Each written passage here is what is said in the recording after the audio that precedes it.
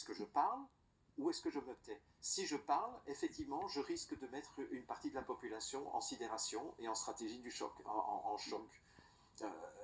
Mais si je me tais, je permets à cette chose de continuer à exister. Alors, je ne sais pas quelle est ta posture.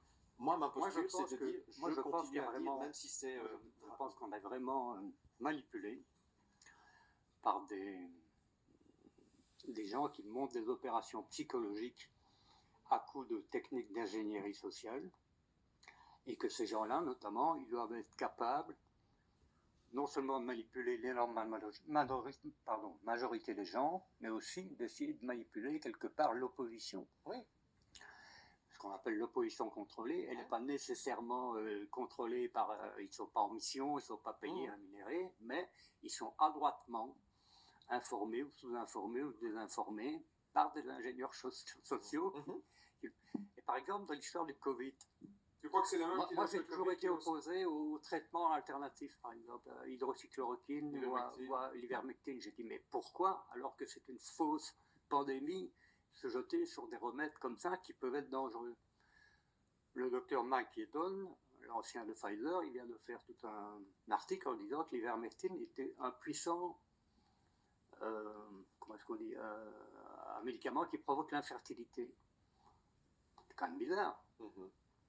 D'après lui, en tout cas, c'est un médicament qui peut être... C'est normal, parce que c'est un truc de dingue, l'ivermectine. Hein. Tu donnes ça à un cheval qui fait le crottin à terre, il y a tout qui meurt à 2 mètres à la ronde. Donc c'est un médicament extrêmement puissant. Et ça ne m'étonne pas du tout que ce soit un médicament qui puisse rendre infertiles les hommes ou les femmes qui le prennent.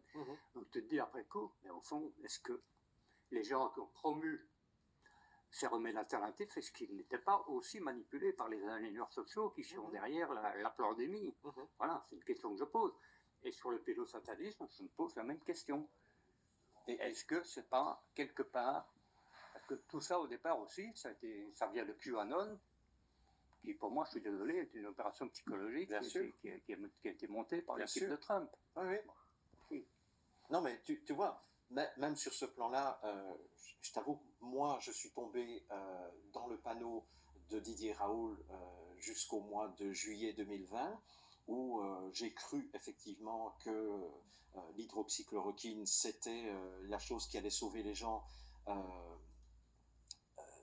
Alors, je ne croyais pas effectivement au virus. Hein. C'est pendant une semaine, j'ai paniqué en disant merde, et cette fois-ci ils ont réussi. Tu m'as rappelé à l'ordre et tout de suite je me suis dit, bah oui, Yves a raison. Effectivement, un virus ne peut pas provoquer une maladie. Donc, calme-toi, Jean-Jacques, et reviens sur terre.